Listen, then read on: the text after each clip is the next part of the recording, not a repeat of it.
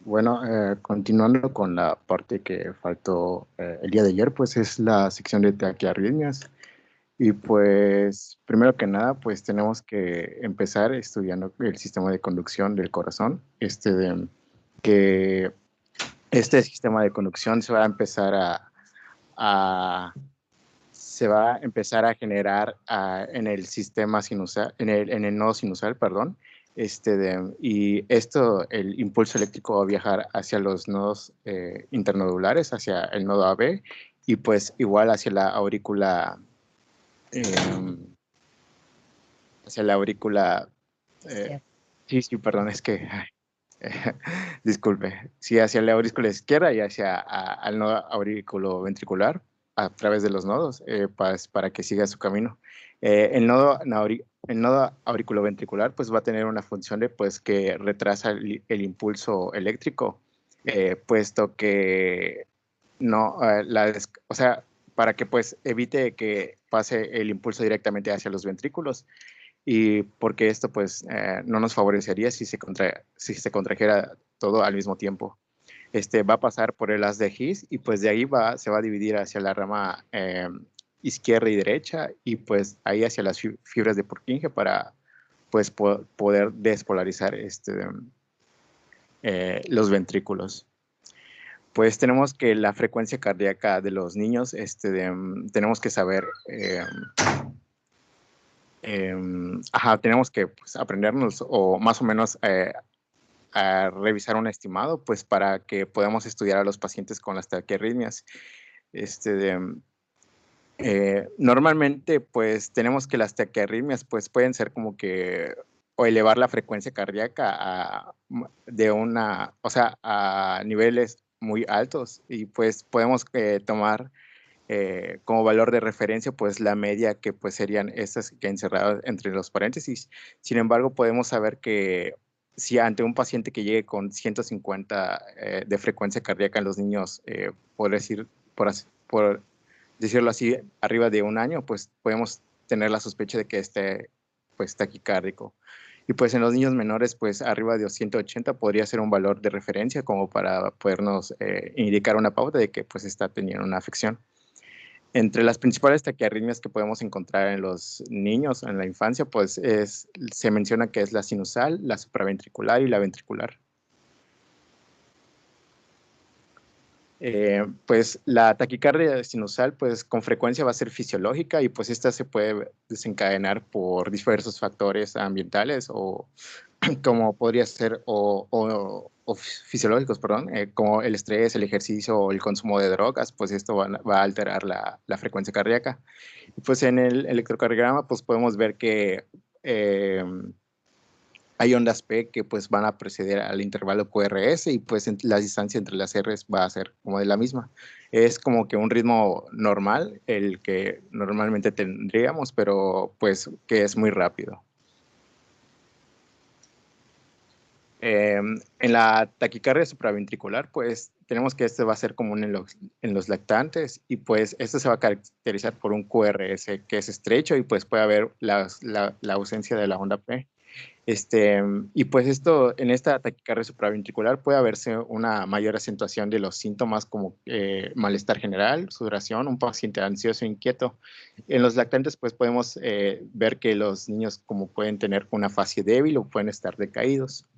Una variante de la taquicardia supraventricular, como se mencionó ayer, es el síndrome de Wolff-Parkinson-White, que pues síndrome pues normalmente es eh, el corazón, pues en el 85% puede estar estructuralmente sano, y en el 15% puede asociarse a diversas cardiopatías.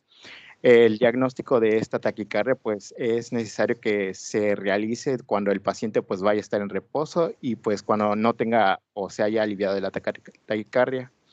Y pues lo que pasa en esta taquicardia supraventricular, pues es que va a haber la presencia de las de Kent, este de que pues podemos ver que en el sistema de conducción pues podría decirse hasta cierto punto normal. Sin embargo, que cuando el impulso eléctrico viaje a los nodos, hacia los haces internodulares, pues también pues podría ser como que esta extensión que va a llegar hacia el ventrículo. Lo que va a suceder es que cuando el impulso eléctrico se genere, pues va a obviamente ir al nodo AB, sin embargo también va a ir hacia el AS para poder despolarizarlo y pues que se contraiga una parte del ventrículo.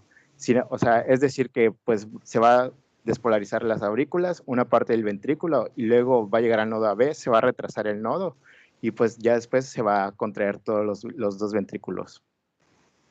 Y pues este pues va a ser caracterizado por una onda ENTA y la presencia, de la onda P ensanchada, una presencia de la onda delta y pues el PR que va a ser corto.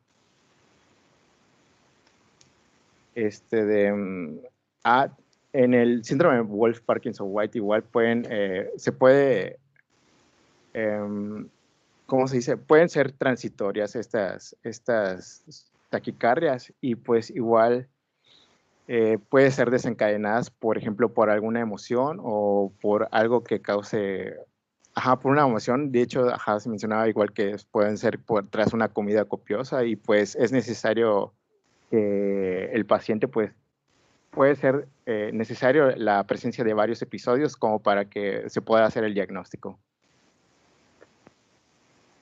Y pues la taquicardia ventricular, estas van a ser pues menos frecuentes que las supraventriculares en los pacientes pediátricos y pues pueden ir asociadas a cardiopatías como la miocarditis, una miocardiopatía ritmogénica o el prolapso de la válvula mitral. Y pues estos pueden aparecer muchos años después de una cirugía intraventricular, que podría ser como un ejemplo la tetralogía de Fallot. Y estos pues deben de tratarse sin demora debido a que pues hay un riesgo de hipotensión o que pueda generar una fibrilación ventricular. Y pues en el electrocardiograma se puede observar un QRS ancho.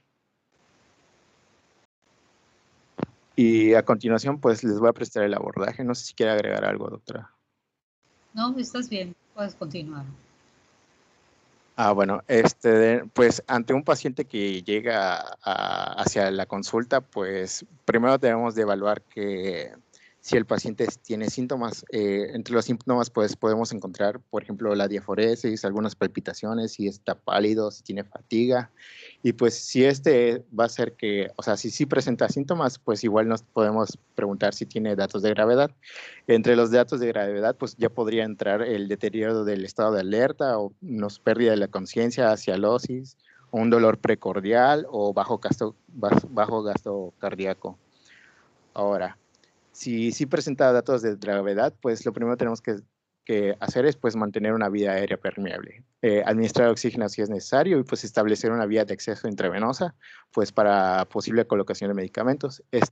Igual tenemos que tener un monitor cardíaco pues para poder monitorear la frecuencia o el tipo de taquicardia que puede presentar el paciente. Si tenemos una probable taquicardia supraventricular o ventricular, pues sabemos que pues esto va a representar un riesgo de muerte y pues al interpretar el electrocardiograma pues podemos ver si es un ritmo desfibrilable. Si el ritmo va a ser desfibrilable, o sea, si el ritmo es desfibrilable, pues se realiza la desfibrilación. Ahora, si no, se puede realizar una cardioversión. La cardioversión, pues como sabemos, se puede realizar de manera eléctrica o farmacológica. La farmacológica incluye la aplicación de adenosina o lidocaína y pues esta va a ser preferente a comparación de la eléctrica. Ahora, cuando el paciente se recupere, pues podemos realizar un electrocardiograma y pues buscar datos del síndrome de Wolff-Parkinson-White. Y pues si los tiene, pues podemos enviar a cardiología pues para la valoración del nodo. Ahora, si no presenta esto, pues podemos cuidar con propanolol y pues también con una valoración posterior a cardiología. Ahora, si el paciente tiene síntomas, sin embargo, no tienes datos de gravedad, pues podemos aplicar el monitor cardíaco y pues igual observar si hay un QRS angosto o un QRS ancho. El QRS angosto pues puede ser una probable taquicardia supraventricular y el QRS ancho pues una taquicardia ventricular. En ambos podríamos aplicar maniobras vagales como pues mojar la cara del niño con agua fría, inducción del vómito. También se podría realizar una maniobra de Valsalva. Y pues si no mejora, pues podemos aplicar igual fármacos como adenosina o lidocaína y también amiodarona. Y pues ya después de esto se podría realizar una valoración a cardiología. Ahora, si el paciente tiene taquicardia, sin embargo no tiene síntomas, podría ser una taquicardia como hallazgo, lo que podría indicar una probable taquicardia sinusal. Entre las causas, pues ya mencionamos que pueden ser una fiebre, un traumatismo, inclusive lo puede provocar, y el consumo de cocaína o de ciertas drogas. Pues el tratamiento va a ser principalmente con beta bloqueadores como el propanolol y el verapamil, y entre otros el verapamilo. Y pues si mejora ante el tratamiento, pues podemos hacer una observación, un electrocardiograma y pues valoración igual por cardiología. Ahora, si no, también se pueden aplicar maniobras vagales y pues la aplicación de adenosina lidocaína según requiera y pues igual posteriormente una valoración a cardiología. Y pues finalmente, pues otras arritmias que se pueden encontrar en la infancia, pues son la arritmia sinusal fásica, que pues esta es una variación fisiológica de lo normal. Sin embargo, hay una descarga del impulso desde el nodo sinusal en relación con la respiración. En esta vamos a encontrar que la frecuencia cardíaca se va a ralentizar en la expiración y se va a acelerar en la inspiración. Y pues otros fármacos que aumentan el tono vagal, como la dioxina, pues pueden exagerar este tipo de arritmia. Y pues esta arritmia también puede abolirse con el ejercicio. Y pues las extrasístoles, pues estas suelen producirse por una descarga prematatoria en un foco ectópico, pues situado en cualquier lugar del tejido auricular de la unión o ventricular. Y pues también estas normalmente no tienen importancia clínica, sin embargo, pues debemos considerar que pues pueden ser comunes en la infancia. Y no sé si quiere agregar algo más, doctora. Ahorita siguen las preguntas. Ya termino. Ok. Las arritmias no son tan frecuentes como las cardiopatías congénitas, ¿no? Y algunas bueno, casi todas las cardiopatías que hemos estado viendo en algún momento pueden cursar con una arritmia.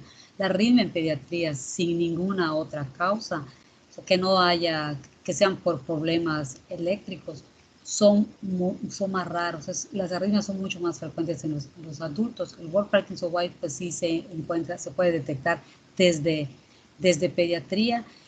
Y pues más bien es hacer el diagnóstico y derivar a cardiología para su tratamiento. Allá pueden usar pues tienen varias herramientas para usar, desde la lidocaína, desde la digoxina, que tiene el tratamiento más que está controvertido su uso. El Parkinson-White pues tienen la quinidina, verapamil. Hay varias terapéuticas para aplicar, pero son del manejo de lo que es cardiología. En general, casi todas las taquicardias responden a digital, que es el tratamiento más usado en pediatría. En cuanto a las arritmias, pues muchos padecimientos, como ya mencionaste, pueden cursar con taquicardia por fiebre, por dolor, inflamación, y esas prácticamente no causan ningún problema diagnóstico porque estamos viendo el estado general del paciente. Cuando la arritmia llega el paciente y no tiene otra cosa más que arritmia, que sí hay, no es que uno lo vea todos los días, pero de repente llegan pacientes con estos problemas en que no le encuentra uno más que la arritmia. Son, como pusiste en el algoritmo, está bien ponerle oxígeno, ponerle una vía, ponerle un monitor para ver el trazo. Si el trazo no es característico, nos va a sospechar que tiene que sea farmacológico. Pacientes que toman algún medicamento que pudiera causar esto. Digital, si son pacientes que toman digital y se pasan, pues se puede ver la cubeta digitálica, o que algún trazo nos haga sospechar que tiene un trastorno electrolítico. O sea, pacientes que tengan potasio, potasio principalmente, calcio, alguna deficiencia o exceso que altera el trazo electrocardiográfico y que cuya primera manifestación sea taquicardia, también pudiera ocurrir. Y pues para eso es que se coloca el trazo, para ver si el trazo, si el monitor, si la forma del trazo que estamos viendo no nos hace sospechar que tuviera un trastorno electrolítico, una intoxicación medicamentosa, y también podríamos ver la taquicardia, nos podría orientar. Si vemos que que la taquicardia todas tienen ondra P, pues podríamos pensar que es una taquicardia auricular, y la ausencia de la P, o también el ritmo que tiene, si además de la taquicardia hay arritmia, si hay momentos en que el corazón se acelera o se desacelera, también para eso sirve.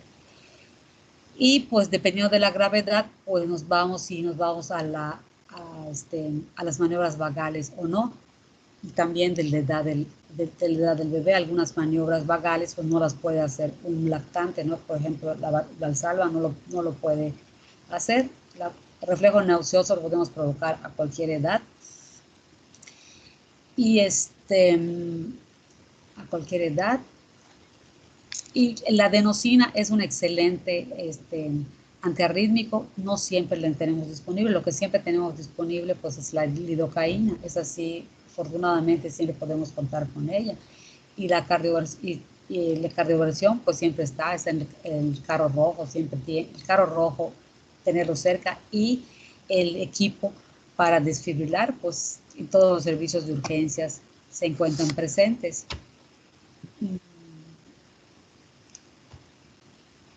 Para los pacientes ponemos un poco de sedación antes de aplicar la cardioversión. Creo que es todo. En cuanto a las arritmias, las arritmias esas sinusales que le pones fásica, también están lo que tienes allá que ralentiza la expiración, pues ya lo aclaramos en la clase anterior, que normalmente aumenta la frecuencia durante la inspiración y disminuye con la expiración. Fue difícil detectarlo, o sea, en pacientes, o sea, no es tan fácil detectarlo. Si siguieron la clase anterior y lo intentaron hacer, y si alguien me quiere comentar si lo hizo, es difícil detectarlo solamente por exploración física. A veces se requiere en el electro, cuando sospecha eso en los electros se puede marcar. Cuando el paciente inspira, se pone una marca en el electro, y cuando expira se marca lo que es inspiración y expiración, y ahí se pueden contar se puede contar en el electro cuántas contracciones hubo durante la inspiración y cuántas contracciones hubo durante la expiración. ¿Alguna pregunta?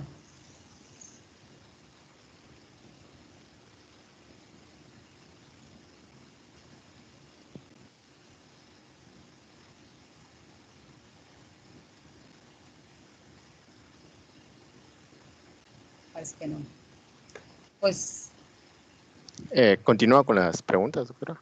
sí, continúa, Edson, por favor.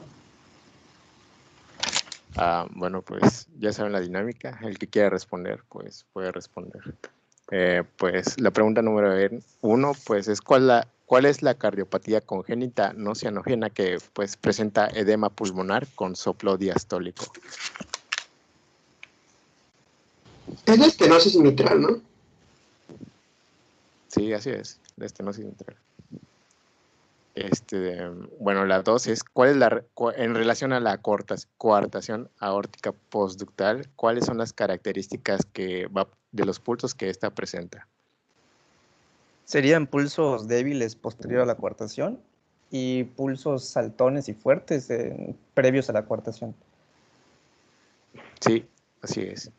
La 1, ¿quién la contestó? No lo alcancé a ver. Yo, doctora, Pedro Pérez. Pedro Pérez, ok. Bueno, la 3 es, ¿cuál es la cardiopatía que se va a caracterizar por el soplo en máquina de Persistencia del conducto arterioso. Ah, sí, Está muy bueno. Ok. sí, persistencia del conducto arterioso. Y pues entre las características electrocardiográficas del síndrome de Wolff-Parkinson-White, pues ¿cuáles son estas? Onda P ensanchada. En el PR está corto, creo que era debajo de 0.12 segundos y hay presencia de ondas delta. Sí, así es. Bien. Y pues por último, pues ¿cuál es el tratamiento de la taquicardia sinusal en caso de que sea hallazgo en la exploración física? Beta bloqueador. Sí, así es. Y pues es todo. Bien. Fue José Eduardo, ¿verdad? Sí, doctora.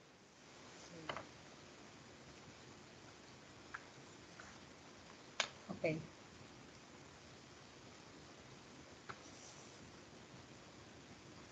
Pues seguimos. ¿Se ve, doctora? Sí. Ok.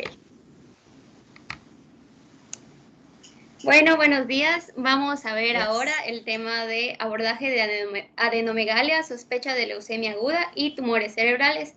Yo soy Saraí y vamos a comenzar. Vamos a empezar con los principios diagnósticos del cáncer. Es importante saber que el cáncer infantil suele manifestarse con síntomas de enfermedades benignas. Entonces, cualquier síntoma o signo incierto, persistente, debe de evaluarse como si estuviera causado por un cáncer o un trastorno precanceroso. En niños es frecuente que cuando se diagnostica esta enfermedad esté diseminada. Entonces, los signos y los síntomas son de afectación sistémica. Podemos encontrar, o sea, en el Nelson está estos signos y síntomas que son manifestaciones frecuentes de los cánceres infantiles y como podemos notar, van desde inespecíficos y sistémicos, pueden ser de tipo neurológico, oftalmológico, respiratorios, torácicos, etc. Y como podemos ver aquí en la parte de inespecíficos y sistémicos, tenemos a las adenopatías indoloras persistentes, cuya causa probable puede ser un linfoma o un tumor sólido metastásico y su diagnóstico oncológico posible pudiera ser por una leucemia, un linfoma de Hodgkin, no Hodgkin, un linfoma Burkitt o carcinoma tiroideo. También en esta tabla podemos encontrar otros signos y síntomas digestivos como está la masa abdominal, cuya causa probable puede ser un tumor suprarrenal, renal o linfático y el diagnóstico oncológico posible puede ser por un neuroblastoma, un tumor de Wilms o un linfoma. Estos temas los vamos a abarcar a lo largo de ambas exposiciones. Vamos a comenzar con las linfadenopatías. Primero hay que recordar un poco acerca del sistema linfático. ¿Quiere agregar algo, doctora? No. Bueno, vamos a recordar un poco acerca del sistema linfático. Este estaba constituido por órganos linfáticos primarios, secundarios y vasos linfáticos. Los ganglios linfáticos van a pertenecer al grupo de órganos linfáticos secundarios y son importantes porque constituyen una barrera antiinfecciosa. Entonces, ahora, ¿a qué le llamamos linfadenopatía o adenopatía?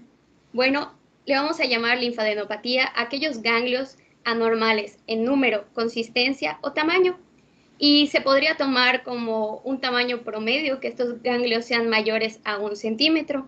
Pero hay que tener en cuenta que los ganglios tienen diferentes tamaños según la región en la que se encuentren y también la edad del paciente, puesto que, como podemos observar aquí en la gráfica de escamo, el tejido linfoide alcanza su máximo crecimiento entre los 10 y 12 años, por lo tanto podríamos decir que la linfadenopatía es frecuente en la infancia por 3 motivos principales. Uno, que es la hiperplasia del tejido linfoide que existe hasta los 10 o 12 años, y la respuesta 2, la respuesta aumentada a antígenos, y 3 serían las infecciones. Estas serían las principales causas de linfadenopatías en pediatría. La linfadenopatía tiene diferentes etiologías. Pueden ser de etiología infecciosa, autoinmune, metabólica, por fármacos, vacunas, malignas, etc.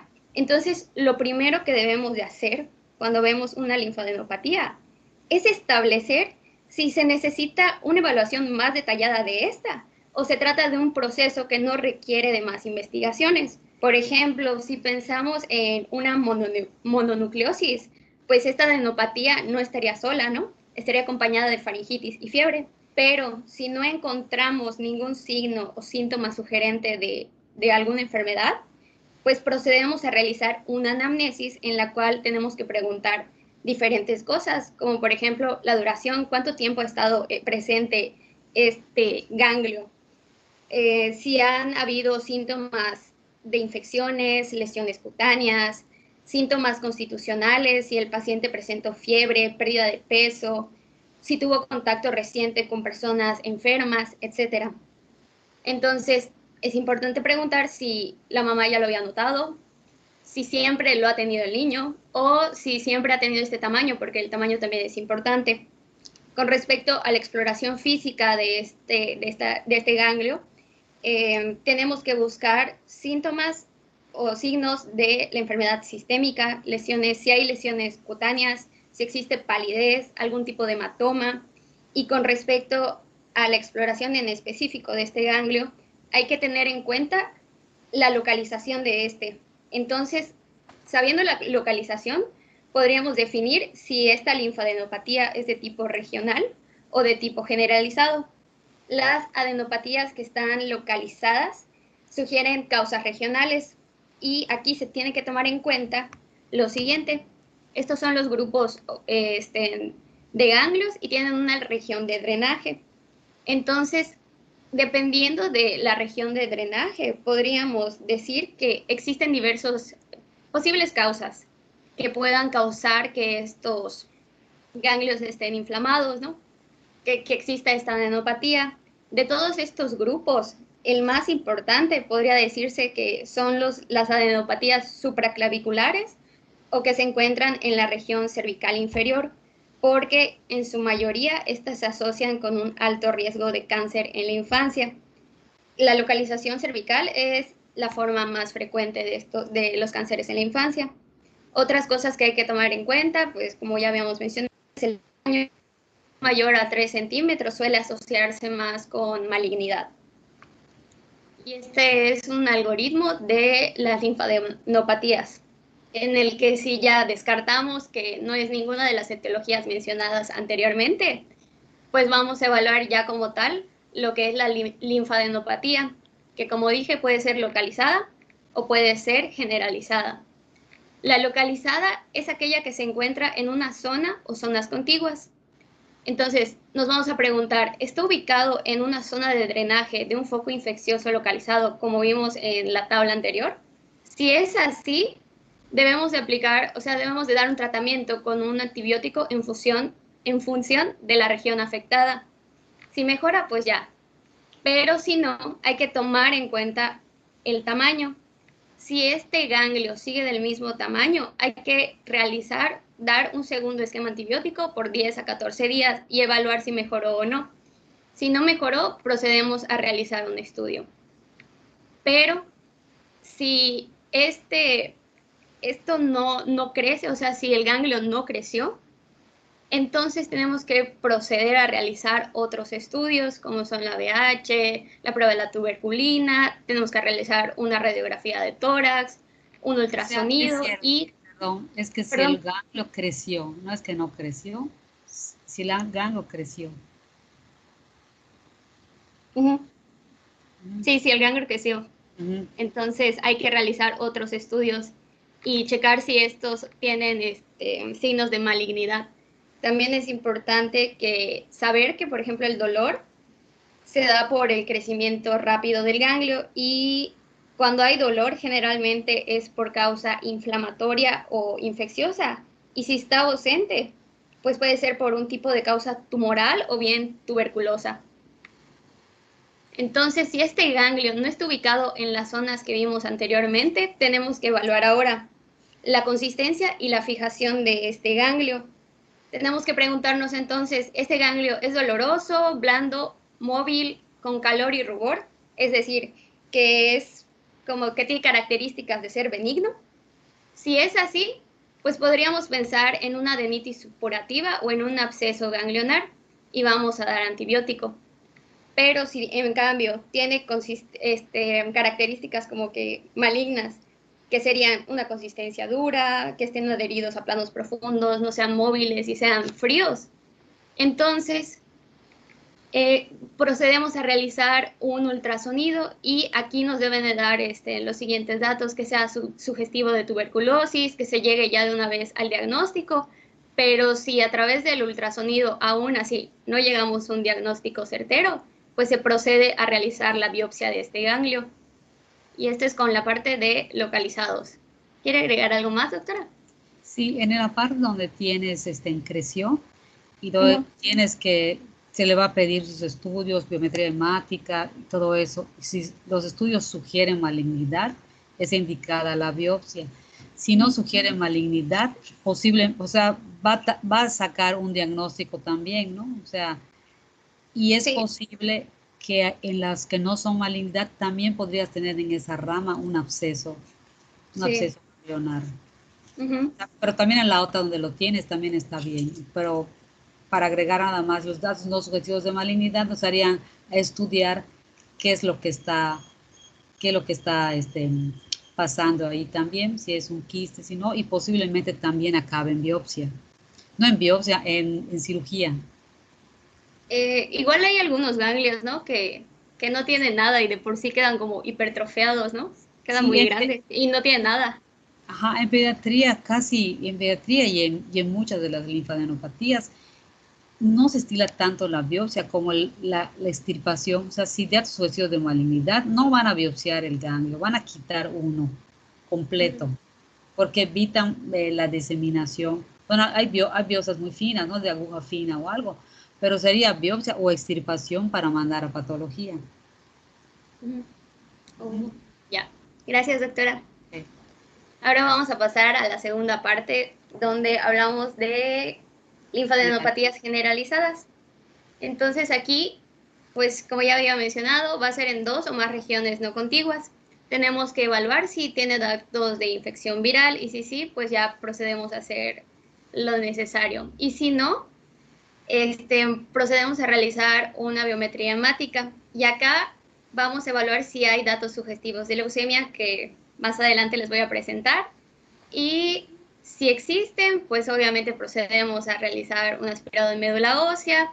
Si aparecen blastos, hay que darle tratamiento. Si no, procedemos a realizar una radiografía de tórax, porque pudiera ser una leucemia de linfocitos T, que pues generalmente causa como que una masa a nivel de tórax.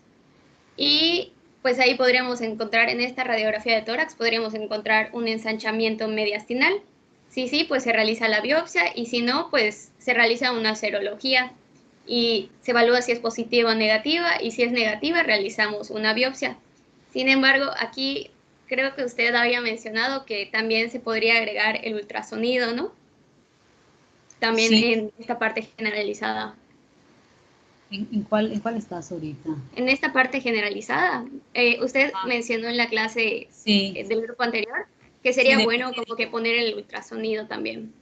Sí, porque también mencionaba yo que puede haber generalizada, puede tener axilar, inguinal o cervical en algún otro sitio, pero cuando es así vale la pena rastrear, porque las de abdomen no se pueden ver, y se interesa saber qué tan sistémico o qué tan generalizado está la linfadenopatía. Y es mucho menos agresivo que estarle haciendo una resonancia magnética o una tomografía. Sí, es cierto. Y esto sería todo de linfadenopatías, del abordaje. ¿Algo más, doctora? No, creo que está bien. Ok. Tengo un poco de duda ahí donde tienes datos sugestivos de leucemia. Sí, le haces un aspirado de médula ósea, supuestamente lo confirmas y no le das tratamiento, ¿no? Entonces no le confirmas la leucemia y le haces una radiografía de tórax. Está bien, hay que seguir. O sea, no se confirmó médula. Sí, está bien, sí, continúa. Ok. Bueno, ahora vamos a comenzar con el tema de leucemia aguda. Ok, Entonces la definimos como una proliferación anormal clonal y maligna de una línea hematopoyética. La clasificación como que más real de la OMS y así, se basa en criterios morfológicos, moleculares, en marcadores proteicos y alteraciones genéticas, pero pues a grandes rasgos la podríamos dividir en leucemia linfoblástica aguda, leucemia mieloide aguda, leucemia mieloide crónica y leucemia mielocítica juvenil. A pesar de que la leucemia linfoblástica aguda forma el 80% de estas leucemias agudas, es uno de los mayores éxitos en la oncología pediátrica, ya que un 95% de los pacientes representa remisión y entre un 75 a un 85% se curan por completo. Aquí sí te quiero corregir porque la leucemia aguda, o sea, la leucemia aguda es la LLA. Y aquí especialmente en leucemia, el decir agudo crónico, no está en relación al tiempo de evolución ni a la instalación, está de acuerdo a la serie histológica. Entonces, una leucemia mieloide crónica puede tener una presentación aguda, pero no la vuelve una leucemia aguda. Siempre se llama leucemia mieloide crónica. Ok. Sí, porque... O sea, aquí, en lugar de aguda, pues puedes ponerle leucemia nada más y bajar la linfobástica al lado de la mieloide. Ok. Sí, porque creo que, de hecho, el nombre de aguda y crónica nada más era al inicio, porque los que decían que tenían leucemia aguda eran porque se morían más rápido. Y ya. Y la crónica era porque duraban más. Eso leí. O sea, sí, no tiene nada que ver con el tiempo de evolución. Exactamente. Entonces, por eso te digo, la aguda es la LLA. Sí. Está bien, lo corrijo, doctora. Ok, entonces tenemos a la leucemia linfoblástica aguda y a la leucemia mieloide aguda. Esa es otra aguda, sí, esa también. Ok. Nomás me dije LLA porque es la más frecuente, pero sí, la leucemia mieloide es aguda también. Ok. Sí. La leucemia linfoblástica aguda puede ser tanto por linfocitos tipo B o T inmaduros, también llamados blastos, pero entre estos dos tipos de linfocitos B y T, el más frecuente, como podemos observar aquí en la imagen, es la tipo B, y se cree que es porque el número de linfocitos prevé de la médula ósea es máximo en etapas tempranas de la vida, mientras que la leucemia linfoblástica aguda por linfocitos T tiene mayor incidencia en la adolescencia, ya que a esta edad el timo alcanza su tamaño máximo. Cabe mencionar que el aspecto de los blastos no va a distinguir si son linfocitos B o son linfocitos T. Entonces, el diagnóstico se va a basar aquí en tinciones específicas. O sea, sí podemos encontrar los blastos, pero no sabemos cuáles son y el tratamiento va a ser diferente si es de linfocitos B o linfocitos T. También vamos a encontrar alteraciones en los laboratorios de sangre, que más en la siguiente diapo vamos a explicar mejor. Y pues esta tiene mejor sobrevida que la leucemia mieloide aguda. Esta leucemia mieloide aguda también suele afectar mayormente a adultos y se trata de una enfermedad realmente devastadora. Es una neoplasia maligna de células hematopoyéticas en su linaje mieloide. Conforma el 15% de las leucemias en el mundo y es responsable de más del 30% de las muertes por leucemia. Entre sus características celulares tenemos células grandes, un núcleo prominente, a los bastones de Auer, cromatina fina y un citoplasma prominente. A pesar de que el tratamiento es bastante agresivo, estos pacientes, aún con este tipo de tratamiento, tienen una sobrevida realmente baja debido a la naturaleza de esta neoplasia. ¿Quiere agregar algo, doctora? No, también se encuentra, también la pueden ver en niños, o sea, no es exclusiva del adulto. Sí. Entonces, aquí ya vamos a hablar de algunos datos clínicos que nos podrían indicar a leucemia aguda. A pesar de las diferentes variedades de leucemias agudas, el cuadro clínico podríamos como resumirlo en dos hechos fisiopatológicos. El número uno sería la insuficiencia medular, que habla acerca de una acumulación progresiva de estas células leucémicas y estas producen factores inhibidores de la hematopoiesis, lo que daría como resultado pues una disminución de los precursores normales de series eritroides, granulocitos y megacariocitos. Esto finalmente culminaría en una disminución de las cifras periféricas de todos estos, lo que vemos reflejado en el síndrome anémico, y en el paciente podemos ver palidez, astenia, arinamia, etc. También el síndrome hemorrágico, donde podemos encontrar petequias, equimosis, epixasis, etc. También el síndrome febril, en el cual vamos a encontrar un paciente que tenga fiebre o procesos infecciosos recurrentes. El segundo hecho fisiopatológico importante es la infiltración de los órganos, que pues, es lo del síndrome infiltrativo, porque se infiltra la médula por las células leucémicas y esta infiltración pues causa dolor óseo, puede haber hepatoesplenomegalia, adenopatías, etc. También está el síndrome constitucional, en el que podemos observar astenia, anorexia y pérdida de peso.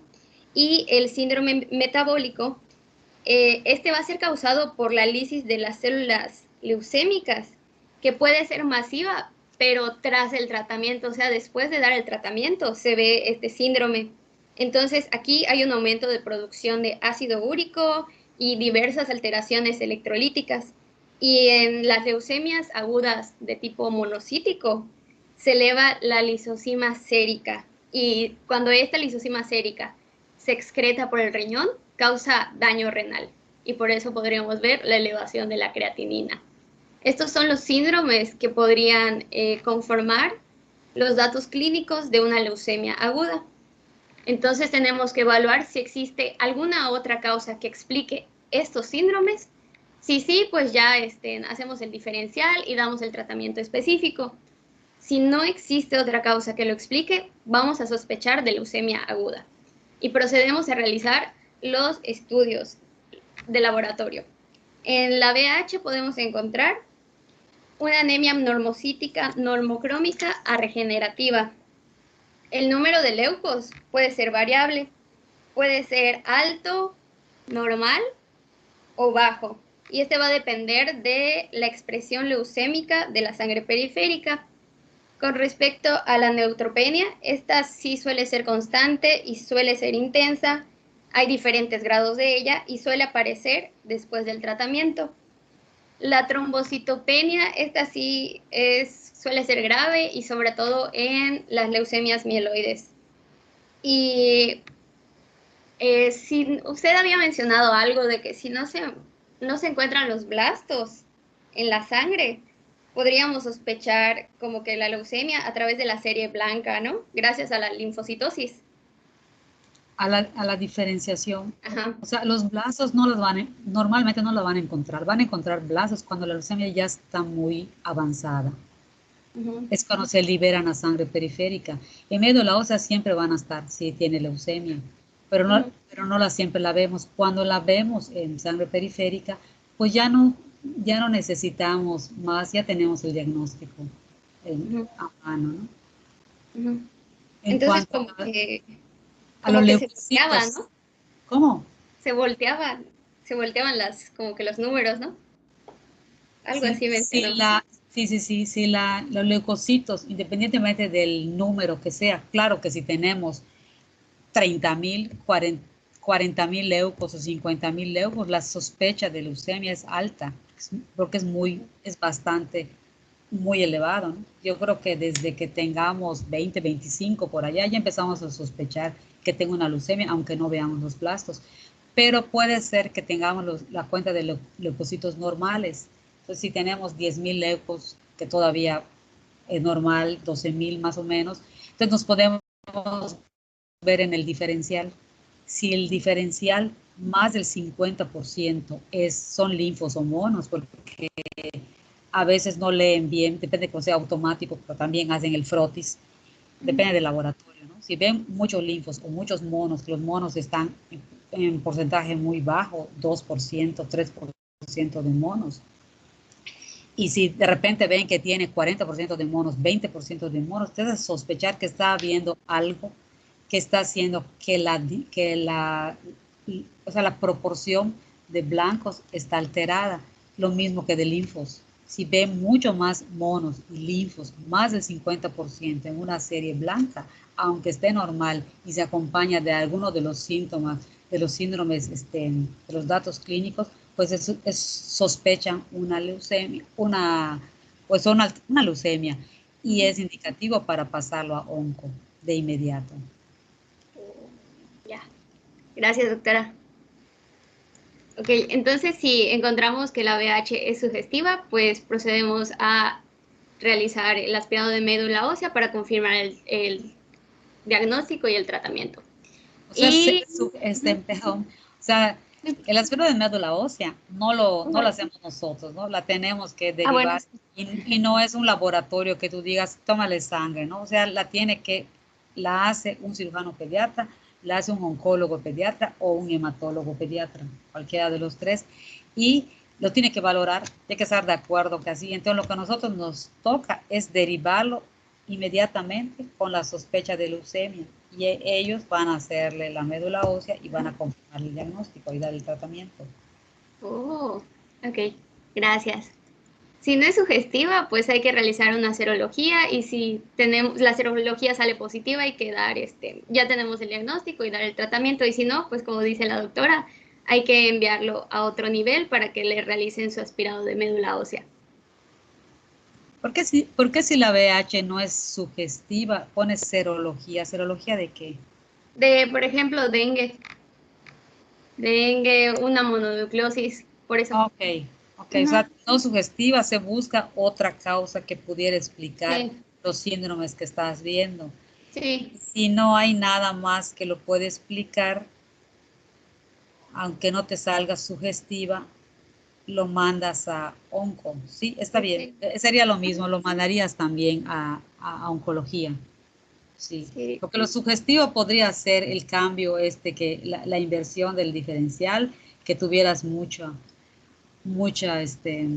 sea, que tuvieras una leucocitos elevada, o que tuvieras los blastos directos, ¿no? Si tienes los blastos, de todas maneras, aunque ya tienes el diagnóstico, de todas maneras lo mandas para tratamiento, y ya ellos decidirán. Seguramente le van a hacer también la médula ósea, porque aunque estén los blastos, para diferenciar qué tipo de las dos series es, si es T o es B, de todas maneras hace médula ósea para ver qué cambios hay y puedan escoger el mejor tratamiento para el niño, porque los tratamientos difieren dependiendo del tipo de la leucemia y también del grado en que está. También pueden gradar eso con la médula ósea. O sea, que aunque tenga el diagnóstico, de todas maneras le van a hacer la médula ósea. No se le hace médula ósea a cualquiera. La médula ósea se dice que es el procedimiento invasivo más doloroso en pediatría. O sea, no es cualquier cosa, duele mucho. Entonces, pues hay que escoger bien a quiénes son los candidatos para esto. Ok, seguimos.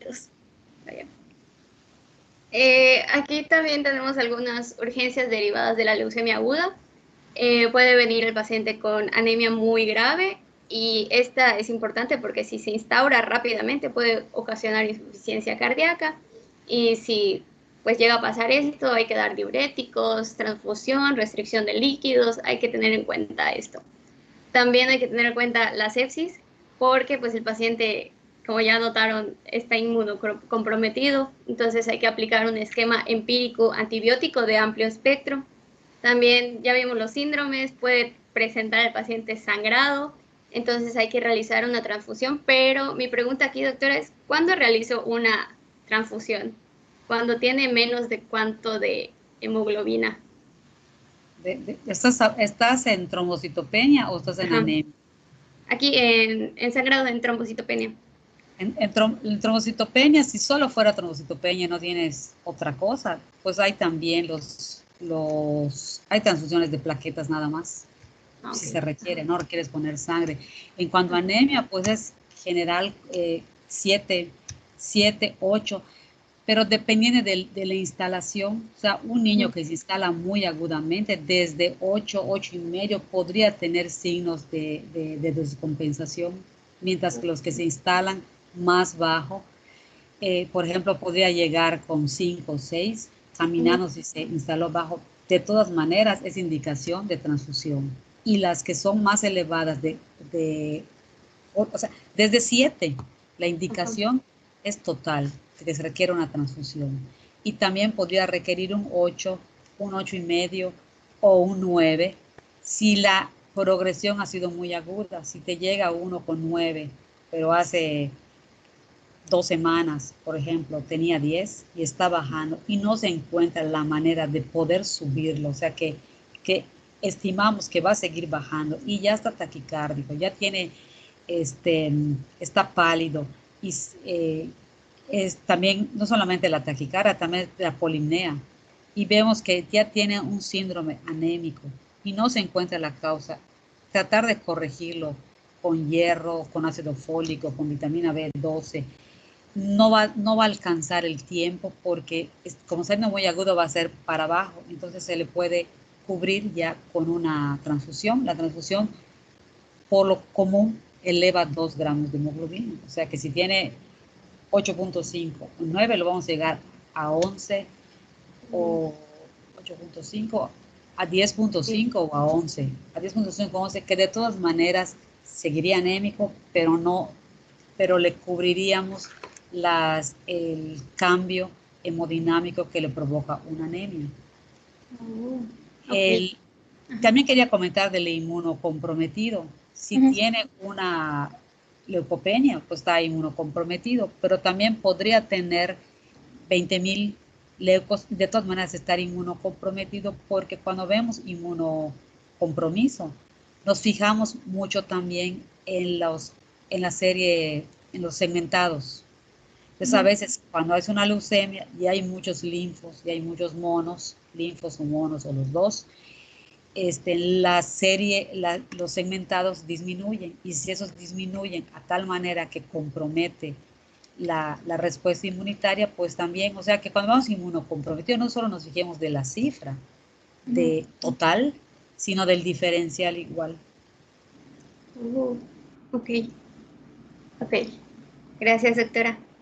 Y también tenemos a la lisis tumoral, que ya habíamos explicado en el síndrome, también en el síndrome metabólico, donde aumentaba el ácido úrico. Entonces, puede generar insuficiencia renal y dependiendo de eso, pues hay que dar, dependiendo de las características electrolíticas y así, pues vamos a dar el tratamiento adecuado. Con respecto a la hiperleucocitosis, esta va a ser resultado de la fragilidad de algunos subtipos de células leucémicas y se produce por la lisis celular intravascular y la liberación de material procoagulante. Entonces esto va a generar hiperviscosidad de la sangre. Entonces podríamos dar un aumento del aporte de líquidos. Con respecto a la masa... La hiperleucocitosis es propiamente por la enfermedad. La lisis tumoral es secundaria al tratamiento. La hiperleucocitosis se están produciendo los leucocitos y se están liberando a sangre periférica. Es como si fuera una policitemia, pero de serie blanca.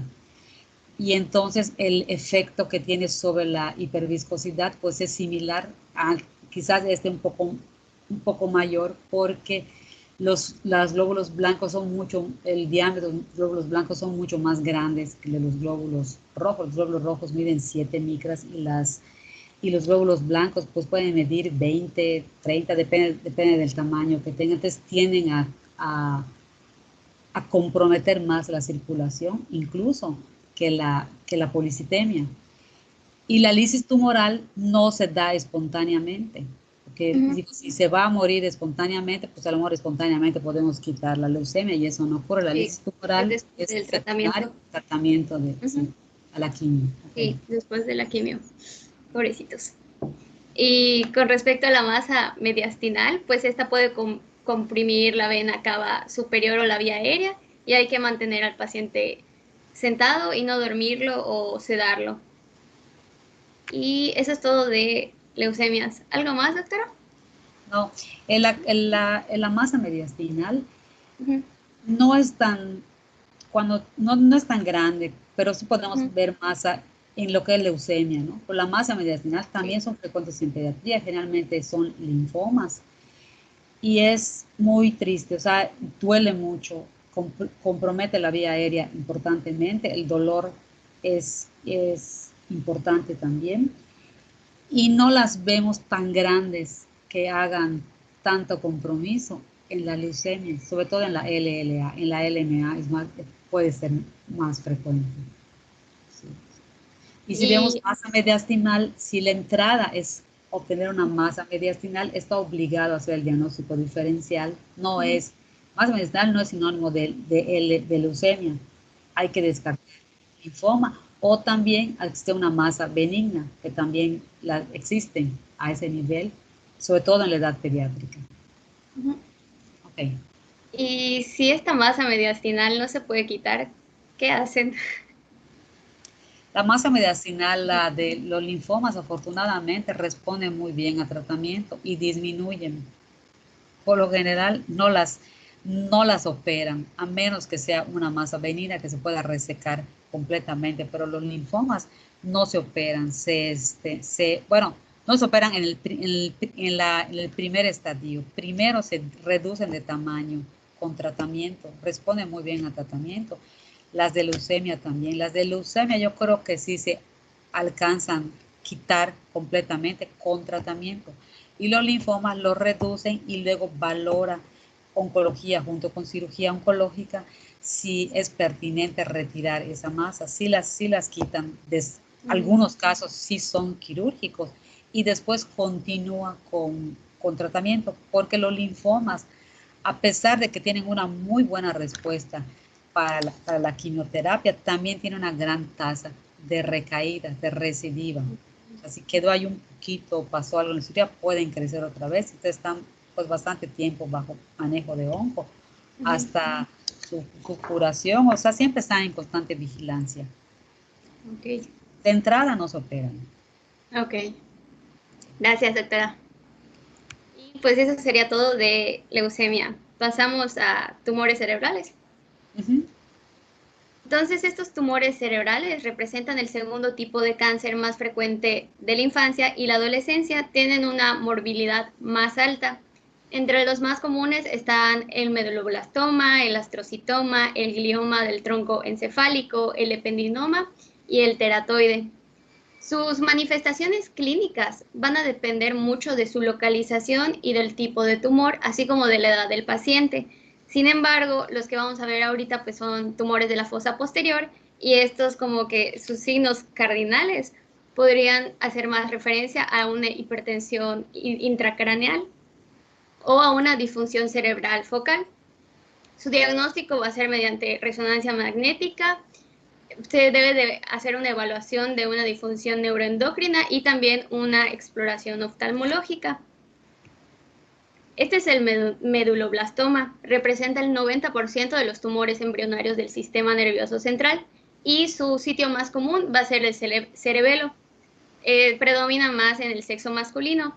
Y como pues está en el cerebelo, pues vamos a tener signos y síntomas de disfunción cerebelosa. El niño va a presentar ataxia, desequilibrio y dismetría. Y teniendo en cuenta que esto es en la fosa posterior, pues obviamente vamos a tener signos y síntomas de hipertensión intracraneana, cefalea, náuseas, vómitos, cambios del estado mental e hipertensión. De hecho, en el artículo que leí, hablaba de que aún, o sea, dependiendo, sin tomar en cuenta la localización del tumor, muchas veces los niños comenzaban con estos tumores, comenzaban a tener cambios en su actitud, o sea, empezaban a cambiar de personalidad o bien se veía letargado, irritable, hiperactivo, o sea, el niño cambiaba. Y estos son otros síntomas y signos que podemos como que pensar para diagnosticar como que un meduloblastoma. Como podemos observar en la imagen, existe una masa realzada con contraste que es sólida y homogénea en la fosa posterior.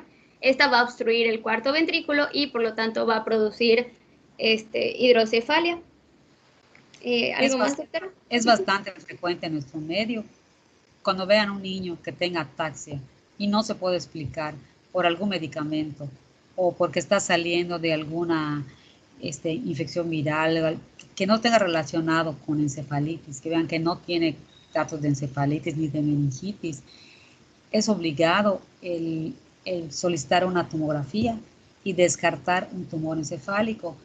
Cuando son más pequeños, cuando son lactantes y aún no ha crecido, no ha cerrado completamente las suturas, pueden ver cierto grado de hidrocefalia. Yo digo, en pediatría, durante el primer año es obligado a tomar peso, talla, perímetro cefálico y perímetro abdominal. Perímetro cefálico. Sí, todos los perímetros, porque ahí se puede detectar antes, porque los lactantes no van a hacer, o sea, tienen el incremento del líquido en el cerebro, pero como tienen todavía las suturas, entonces va creciendo y no hacen signos de hipertensión endocraniana, porque su sintomatología es el crecimiento. Cuando los niños son más grandes, entonces sí tiene, como aquí dice, antes que se tenga una hipertensión, pues tiene cefalea, náusea y vómitos, que nos están mostrando que hay un incremento de la presión intracraneana. Y si la madre dice que las náuseas o los vómitos son más frecuentes, o sea que hace cuando empezó hace un mes, pero a medida que pasa, hace un mes y vomitaba un día, vomitó una vez, pasó una semana y vomitó otra, pero luego fue cada 3 días, después cada 2 días y te lo llevan porque ahora todos los días está vomitando y se ve cómo está incrementando. Y la ataxia es característica, la ataxia, el desequilibrio de dismetría, o sea, es cuando empiezan a examinar y le digan que punte el dedo con otro dedo o cualquier otra maniobra, sobre todo al caminar, que necesite estar, que sea sincrónica y regulada, ven que el niño no puede hacerlo. Entonces, la primera sospecha es que tenga una masa encefálica y entonces se puede enviar, pues se puede pedir una tomografía que la tenemos a disposición en cualquier lado, la pueden solicitar en cualquier lado si fuera más rápida, o dependiendo de donde estén, derivarlo de una vez a neurología. Sí. Ok. Está bien. De aquí quería decir que, por ejemplo, el artículo que leí decía que esta cefalea de los niños solía aparecer por las mañanas y se aliviaba un poco cuando ellos se ponían de pie, porque pues la posición erecta favorecía el retorno venoso y ayudaba a disminuir un poco la hipertensión. Sí, así es. Ahora tenemos al astrocitoma. Este representa del 10 al 20% de los tumores del sistema nervioso central y el 30 al 40% de los tumores de la fosa posterior. La incidencia va desde el primer año de vida.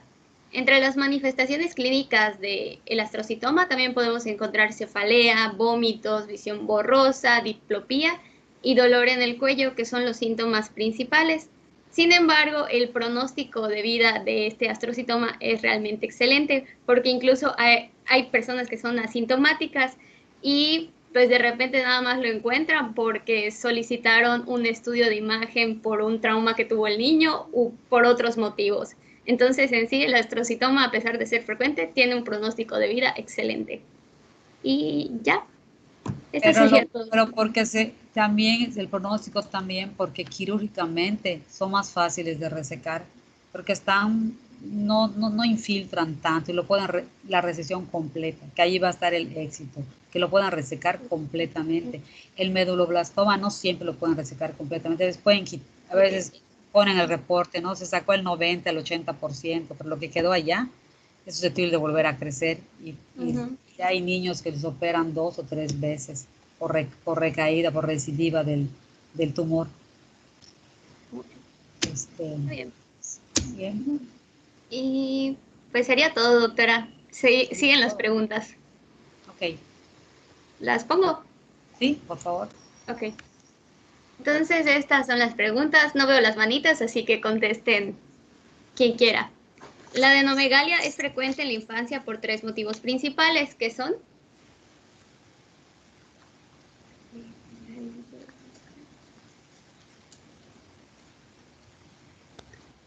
Recuerdo que era por infecciones, por hiperplasia del tejido linfoide, y la última no recuerdo bien, creo que era respuesta aumentada, o sea, del sistema inmune. Sí. Hiperplasia del tejido linfoide, una respuesta aumentada a antígenos y las infecciones. ¿Cómo se clasificaban las leucemias? Es la la leucemia linfoblástica aguda, que representa cerca del 80%, es la más común. Está la leucemia mieloide aguda, la mieloide crónica y la mielocítica juvenil. Muy bien. ¿Y cuáles son los 6 síndromes que podemos encontrar en la leucemia aguda? El síndrome Es el síndrome anémico, purpúrico, neumogénico, infiltrativo, metabólico metabólico, funcional. Perdón. Ok, contestaron 2. Muy bien. Sí, Pues son sí. esos. Y sería todo. Sería todo. Sí. Bien. Doctora, tengo una pregunta. Sí, dime. En lo de la leucemia, ¿cuánto había dicho que era el porcentaje para sospechar de monocitos? ¿Y por qué había comentado que se elevaban?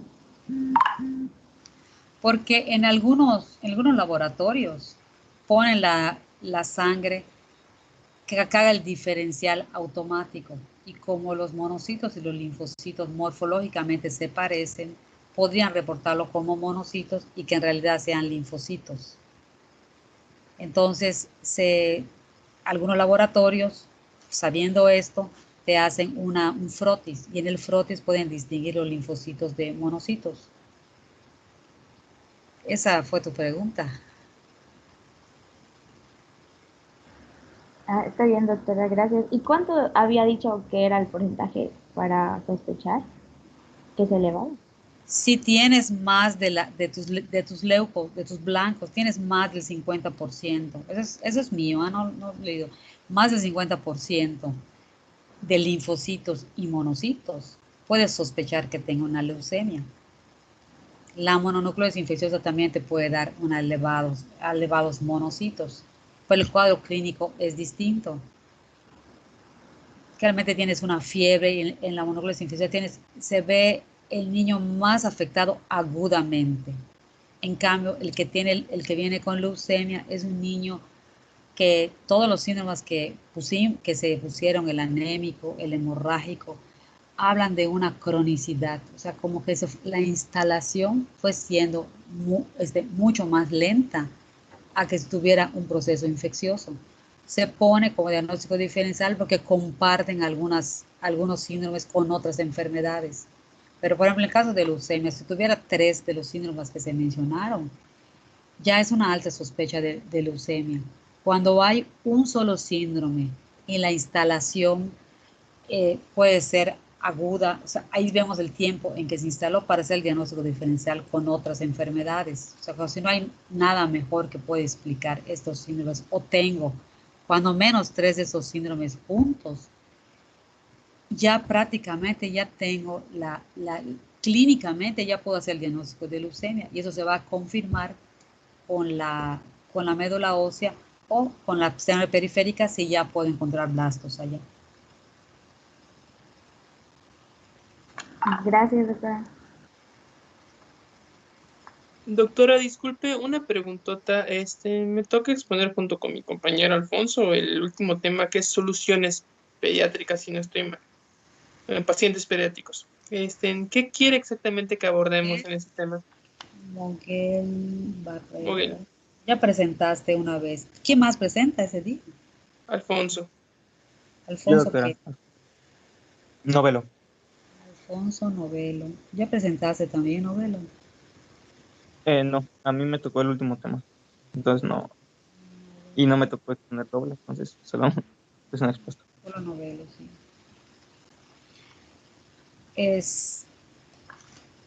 Pues la clase pasada, o sea, el curso pasado agregamos algunos temas en líquidos y electrolitos, pero resultó bastante largo.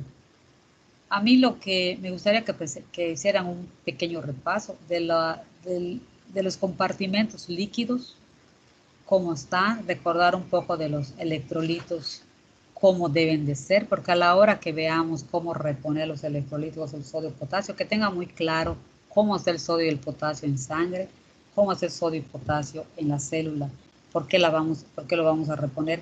Yo creo que va a ser una clase, una corta, no tan larga como la clase pasada. Y ya después los ejercicios pues se los voy a poner yo les voy a mandar ese día una hoja para que tengan como una guía. Porque la hoja que les di al curso pasado ya le mejoré un poquito, ya le hice unos arreglitos para ayudar y hacemos los ejercicios acá y les anticipo que obligadamente va a venir uno de los ejercicios en el examen, que es la manera de practicar esto. Entonces, posiblemente Novelo, que no ha presentado nada, haga esto que estoy diciendo y José Eduardo habló, ¿verdad? Moguel. Y Moguel, pues no te tocará nada más que Ok, participar. doctora. Ok. Creo que a mí se me fue. Yo no anoté no anoté a Pedro. ¿Cuándo presentó Pedro? ¿Qué clase presentó? Yo expuse síndrome nefrótico. Nefrótico, gracias, porque no te apunté. Y tampoco anoté a Escamilla. ¿Qué presentó Escamilla? Leonel. No está Escamilla. No está. ¿Y Montero?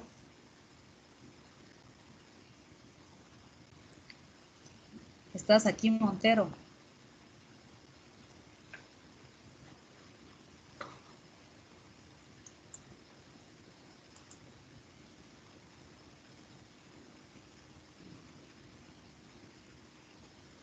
¿No me escuchan?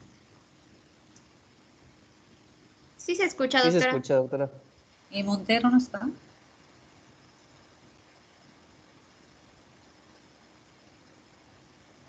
Estoy hablando a Montero y a Escamilla.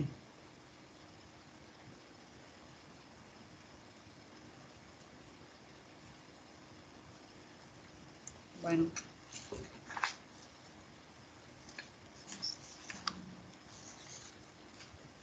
¿Alguna pregunta más? Doctora, y para Doctora, de líquidos, ¿Sí? perdón, que hable mi compañero primero, porque creo que es el tema. ¿Perdón? ¿Quién habló? creo que el compañero puso la parte de malformaciones del sistema nervioso. Si no me ¿Quién? equivoco, la parte de Leonel Escamilla. ¿Y será que no está ahorita? La parte craneofaciales. No creo que no está. Les digo, aunque no paso lista, o sea, no se pasa lista porque tardaría mucho tiempo, pero lo tengo registrado en Teams, todas las asistencias, ¿no? Y pues hay 2 personas que no cumplen su 80%. Doctora, me ¿Sí? levanté un momento, me estaba llamando, soy Leonel.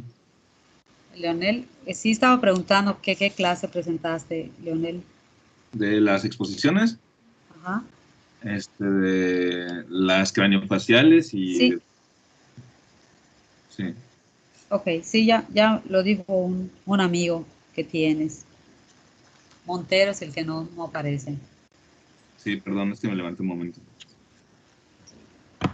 Ok. Sí, doctora, aquí estoy, soy Montero. Montero, ¿qué clase presentaste? Litiasis en niños y malformaciones congénitas del sistema urinario. Ok, de acuerdo. Ok. Pues entonces nos vemos mañana con lo que falta de onco. Si se termina, porque creo que falta poco, podemos ver lo de los líquidos y dejar los ejercicios para el viernes. Ok, Sí, doctora. doctora. ¿En la exposición pongo las fórmulas o solamente lo de los compartimientos y la composición de electrolitos? Pues, ¿cuáles fórmulas?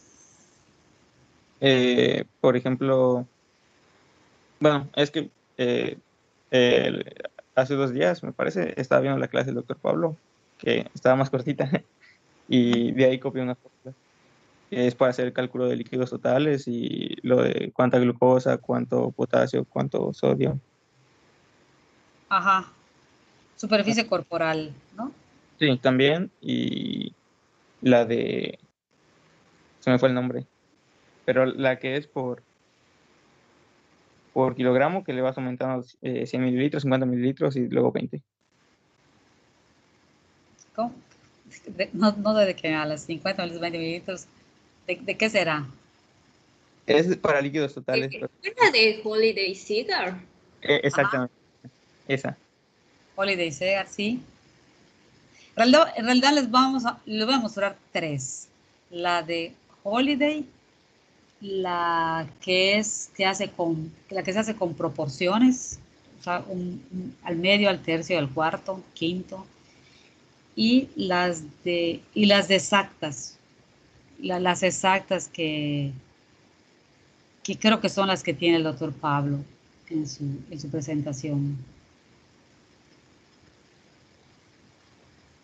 Doctora, disculpe, yo tenía una duda igual, bueno, ya que estamos en lo de soluciones, porque pues igual a nosotros nos dejaron en práctica clínica hacer unos ejercicios y pues igual estuve investigando y leyendo y pues usted nos va a mencionar, ¿no?, qué procedimiento es el que va a evaluar en el examen.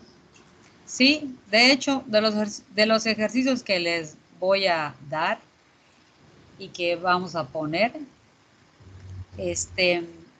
igualito, o sea, es otro caso, ¿no? Pero es la misma sintonía. Ok, doctora, gracias.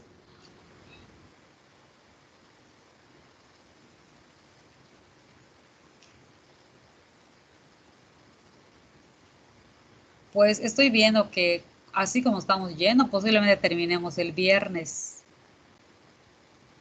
Solo que en la de líquidos, pues depende del tiempo que estemos, porque me acuerdo que la clase pasada dejamos tarea al día siguiente. Marcamos algunos, se fueron, vieron la tarea y luego revisamos cómo lo habían hecho.